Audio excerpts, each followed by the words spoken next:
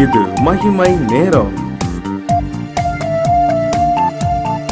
ஆண்டவராகிய இயேசு கிறிஸ்துவின் நாமத்தினாலே இந்த காலை வேளையிலே உங்கள் யாவருக்கும் என்னுடைய காலை வணக்கத்தை தெரிவித்துக் கொள்கிறேன். இந்த மகிமை தொலைக்காட்சியின் மூலமாக ஆண்டவருடைய வார்த்தையை உங்களிடத்திலே சொல்வதிலே மகிழ்ச்சி அடைகிறேன். இந்த நாளிலும் கூட நாம் தியானிக்கும்படியாக தெரிந்து கொண்ட வேத வசனம் வெளிப்படுத்துதல் 2ஆம் அதிகாரம் 10ஆம் வசனம். நீ மரண பரியந்தம் உண்மையாயிரு, அப்பொழுது ஜீவ கிரீடத்தை உனக்கு தருவேன். நீ மரண பரியந்தம் உண்மையாயிரு. இந்த காலை வேளையிலே ஆண்டவர் நமக்கு ஒரு அருமையான வார்த்தையை கொடுக்கிறார். நீ மரண பரியந்தம் உண்மையாயிரு. நாம் ஆண்டவருக்கு உண்மையாக இருக்க வேண்டும் என்று சொல்லி ஆண்டவர் விரும்புகிறார். எது வரைக்கும் நாம் மரண பரியந்தம் கடைசி வரைக்கும் நாம் எப்படி இருக்க வேண்டுமாம்? உண்மையாய் இருக்க வேண்டுமாம். இந்த வசனத்திலே அதற்கு மேலாக உள்ள வார்த்தையிலே நாம் பார்க்கிற பொழுது சோதனைகளை குறித்தும் பாடுகளை குறித்தும் அங்கே சொல்லப்பட்டிருக்கிறதை நாம் பார்க்கிறோம். ஆதி திருச்சபை 1ஆம் நூற்றாண்டு திருச்சபையானது மிகவும் பாடுகளை சகித்த ஒரு திருச்சபை. இதிலே சிமிர்னா சபையை குறித்து சொல்லப்பட்டிருக்கிறதை நாம் பார்க்கிறோம். அந்த சிமிர்னா திருச்சபை மிகவும் அதிகமான கிறிஸ்துவின் நிமித்தம் பாடுகளையும் உபத்திரவங்களையும் அனுபவித்த ஒரு திருச்சபை. ஆண்டவர் அந்த மக்களுக்கு கொடுக்கிற வார்த்தை தான், நீ மரண பரியந்தம் உண்மையாயிரு. பாடுகள் உண்டு, இன்னும் உங்களுக்கு பாடுகள் வரும். ஆனா நீங்க எப்படி இருக்கணும்? அந்த பாடுகள்ல கிறிஸ்துவின் மேல் வைத்திருக்கிற அன்பிலே நீங்கள் உண்மையாக இருக்க வேண்டும். மரண பரியந்தம் நீங்கள் நிலைத்திருந்தால் நான் உங்களுக்கு ஜீவ கிரீடத்தை தருவேன் என்று சொல்லி ஆண்டவர் சொல்கிறார். நாமும் கூட நம்முடைய வாழ்க்கையிலும் கூட அநேக பாடுகள் வரும்போது, கஷ்டங்கள் வரும்போது நாம் என்ன செய்கிறோம்? சோர்ந்து போகிறோம். ஒரு சின்ன தலைவலி பலவீனம் வந்தா கூட ஆண்டவரை விட்டு விடுகிற மக்கள் உண்டு. ஆனாலும் கூட அந்த பழைய இந்த ஆண்டவர் காலத்துல வாழ்ந்த, ஆண்டவர் காலத்துக்கு பின்னாக வாழ்ந்த அந்த 1ஆம் 2ஆம் நூற்றாண்டு கிறிஸ்தவர்கள் எவ்வளவாக துன்பத்தை அனுபவித்தார்கள் என்று சொல்லி நாம் அதையெல்லாம் வாசிக்கிற பொழுது, கேட்கிற பொழுது மிகவும் ஆச்சரியமாக இருக்கிறது. அந்த பிஷப் போலிகார்ப் என்கிற ஒரு பேராயரை குறித்து வாசித்த போது மிகவும் ரொம்ப ஒரு ஆச்சரியமா இருந்தது. அவருடைய விசுவாசம், அவருடைய இறுதி வரை அவர் நிலைத்து நின்றது.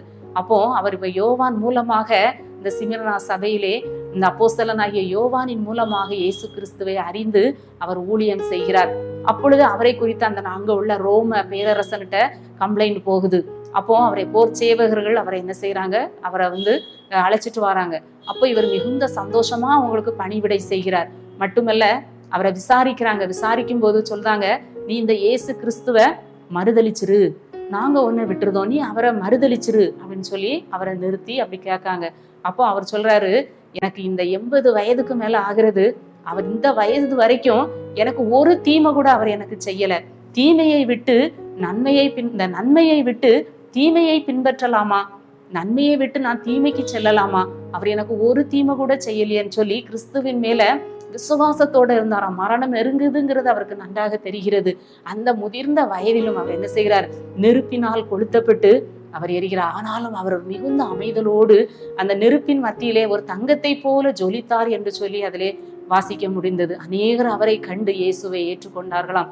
எவ்வளவு பாடுகளை அனுபவித்திருக்கிறார்கள், எவ்வளவு கஷ்டங்களை இரத்த சாட்சிகள் அனுபவித்திருக்காங்க. அந்த இரத்த சாட்சிகளுடைய வாழ்க்கை வரலாறெல்லாம் வாசிக்கிற பொழுது நாம கிறிஸ்துவுக்காக என்ன பாடுபட்டிருக்கிறோம், நமக்காக கஷ்டங்கள், நாம தப்பு பண்றோம், நம்ம குடும்பத்துல பிரச்சனை வருது, நம்ம வேலை செய்யற இடங்கள்ல இந்த பிரச்சனைகளை தான் அனுபவிக்கிறோமே ஒழிய கிறிஸ்துவுக்காக நாம என்ன பாடுகளை சகித்தோம் என்று சொல்லி நாம் சிந்தித்து பார்க்க வேண்டும். கிறிஸ்துவின் நிமித்தம் நம்ம பாடுபடும் போது அதை நம்ம மகிமையாக நினைக்கணும்னு சொல்லி வசனம் சொல்லுகிறது. இன்னும் கூட அநேகர் இப்படிப்பட்ட பாடுகளின் மத்தியிலே கடந்து சென்றார்கள்.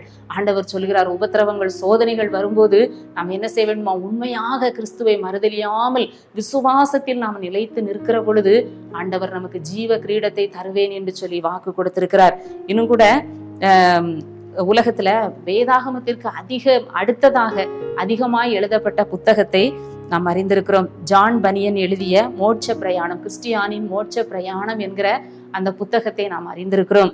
அதுல அந்த புத்தகத்தை அவர் எழுதின அந்த மனிதர், ஆண்டவருடைய மனிதர் 1675ஆம் ஆண்டு சிறைச்சாலையில் இருந்து அந்த புத்தகத்தை எழுதினாராம். வேதத்திற்கு அடுத்தபடியாக அதிகமாக மொழிபெயர்க்கப்பட்டு அதிகமாக விற்பனையான புத்தகம் தான் அந்த கிறிஸ்டியானின் மோட்ச பயணம். அவர் எங்க இருந்து அந்த புத்தகத்தை எழுதினார்னு சொல்லி சொன்னா, சிறைச்சாலையில் இருந்து. அவர் வாழ்ந்த நாட்கள்ல ஊழியம் செய்வதற்கு லைசன்ஸ் வாங்கினாதான் என்ன செய்ய முடியும்? ஊழியம் செய்ய முடியும். ஆனா இவர் அதெல்லாம் பொருட்படுத்தாம அவர் ஊழியம் செய்தது நிமித்தமாக சிறைச்சாலையிலே அடைக்கப்பட்டார்.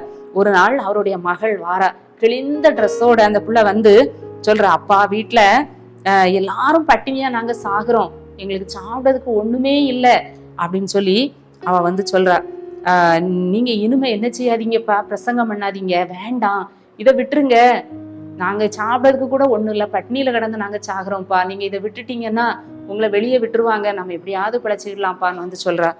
அப்போ அதுக்கு அவர் அழகான ஒரு பதில சொல்றார். மகளை தூக்கி முத்தமிட்டு அவர் சொல்றாரு, மகளே, ஆண்டவரின் அன்பை அழிந்து கொண்டிருக்கும் ஆத்துமாக்களுக்கு என்னால் சொல்லாமல் இருக்க முடியாது. நீ போய் உங்க அம்மாட்ட சொல்லு, ஆண்டவர் உங்களை போஷிப்பார் அப்படின்னு போய் உங்க அம்மாட்ட போய் சொல்லு அப்படின்னு சொல்லி அனுப்பி விடுகிறார். எவ்வளவு பெரிய ஒரு காரியம் பாருங்க, என்ன பாடுகளை சகிச்சிருக்காங்க. நாம் இன்னைக்கு கிறிஸ்துவுக்காக எதை சகித்து கொண்டிருக்கிறோம், கிறிஸ்துவுக்காக நம்ம எதை இழந்திருக்கோம், என்ன பாடுகளை அனுபவிக்கிறோம் என்று சொல்லி நாம் சிந்தித்து பார்ப்போம். எவ்வளவு இழப்புகளை ஆண்டவருக்காக அவர்கள் இழந்திருக்காங்க. தங்க சரீர சுகம், நல்ல வாய்ப்புகள், வசதிகள், நல்ல சுகபோகமான வாழ்க்கை, நல்ல பொருளாதாரம், மேன்மை, எல்லாவற்றையும் கிறிஸ்துவுக்காக நஷ்டம் என்று, குப்பை என்று எண்ணி எத்தனை மேல்நாட்டு மிஷனரிகள் நம்ம பகுதியில வந்து கிறிஸ்துவுக்காக அவர்கள் பாடுகளை அனுபவித்தார்கள். எத்தனை பேர் இரத்த சாட்சிகளாக மரித்திருக்கிறார்கள். அவர்கள் அன்று விதைத்த வித்துதான் இன்றைக்கு அது பெரிய மரமாக முளைத்து இன்றைக்கு நாம் இன்னைக்கு நன்றாக வாழ்ந்து கொண்டிருக்கிற காரணம் அதுதான். அதை நாம் சிந்தித்து பார்க்க வேண்டும். சின்ன காரியங்கள், அற்ப பிரச்சனை, சின்ன சின்ன விஷயங்களுக்காக நாம் தேவனை என்ன செய்கிறோம், துக்கப்படுத்துகிறோம், தேவனை மறுதலிக்கிறோம், பின்வாங்குகிறோம். ஜெபம் பண்ணி என்னத்தை கண்டோம், வேதத்தை வாசித்து என்னத்தை கண்டோம்னு சொல்லி அநேகர் புலம்புகிறதை நாம் பார்க்கிறோம். ஆதி காலத்துல கிறிஸ்துவுக்காக வாழ்ந்த மிஷனரிகள், இரத்த சாட்சிகள் எவ்வளவு வைராக்கியமாக கிறிஸ்துவின் நிமித்தம் வரும் நிந்தையை அதிக பாக்கியம் என்று எண்ணினார்கள். ஆண்டவருக்கு நிமித்தம் வரக்கூடிய ஒரு சோதனைகள், பாடுகளை பாக்கியம் என்று அவர்கள் நினைத்தார்களாம். ஆண்டவருக்காக அவமானப்பட்டதை அப்போஸ்தலர்கள்ல வாசிக்கிறோம். கிறிஸ்துவுக்காக அடிபட்டதை அவங்க பெருசா நினைச்சாங்களாம். கிறிஸ்துவின் நிமித்தம் நம்ம நிந்தனை அடைந்ததை பெரிய பாக்கியம் என்று நினைத்தார்களாம். அப்படியாய் வாழ்ந்தார்கள். இன்றைக்கு நம்முடைய வாழ்க்கை எப்படி இருக்கிறது? நாமும் கூட மரண பரியந்தம் உண்மையாய் வாழும்போது ஆண்டவர் நமக்கு ஜீவ கிரீடத்தை தருவேன் என்று வாக்கு கொடுத்திருக்கிறார். நம்முடைய பிரயாசங்கள், நம்மளுடைய எல்லா காரியங்களையும் மறந்து விடுகிறதற்கு அவர் அநீதி உள்ள ஒரு தேவன் அல்ல. ஆகவே நாம் சோர்ந்து போக வேண்டிய அவசியம் இல்லை. நமக்கு முன்பாக கடந்து சென்ற நம்முடைய முன்னோர்கள், நம்முடைய முற்பிதாக்கள், நம்முடைய வேதத்தின்படி வாழ்ந்த நம்முடைய ஆண்டவருடைய பிள்ளைகள் கடந்து சென்ற பாதைகள் எல்லாம் பாடுகளின் வாழ்க்கை. கிறிஸ்தவ வாழ்க்கை என்பது பாடுகளின் வாழ்க்கை. முறுமுறுக்காமல், சோர்ந்து போகாமல், பாடுகளை கண்டு நாம் துவண்டு போகாமல், ஆண்டவர் கொடுக்கிற பலத்தினாலே அதை நாம் கடந்து செல்லுகிற பொழுது நிச்சயமாக ஆண்டவருடைய கிருபை, ஆசீர்வாதம், மேலான ஆசீர்வாதம் நமக்கு உண்டு என்பதிலே சந்தேகமில்லை. காலை வேளையிலே கர்த்தருடைய முகத்தை நாம் நோக்கி பார்ப்போம். எங்களை நேசிக்கிற நல்ல ஆண்டவரே, அருமையான இந்த நல்ல நாளுக்காக உண்மை துதிக்கிறோம், உண்மை ஸ்தோத்தரிக்கிறோம். கர்த்தாவே, இந்த நாளை எங்களுக்கு ஆசீர்வதித்து தாரும். கேட்ட சத்தியத்தின்படி ஆண்டவரே நாங்கள் பாடுகளை குறித்து ஆண்டவரே பயப்படாதபடி மரண பரியந்தம் நாங்கள் உண்மையாய் வாழ ஆண்டவரே எங்களுக்கு கிருபை தாரும். ஒவ்வொருவரையும் பலப்படுத்துங்க, பாதுகாத்து கொள்ளுங்க. இந்த நாளிலும் உங்க கிருபை எங்களை தாங்கி வழி நடத்தட்டும். மீட்பர் இயேசு கிறிஸ்துவின் மூலம் ஜெபிக்கிறோம் நல்ல பிதாவே, ஆமென்.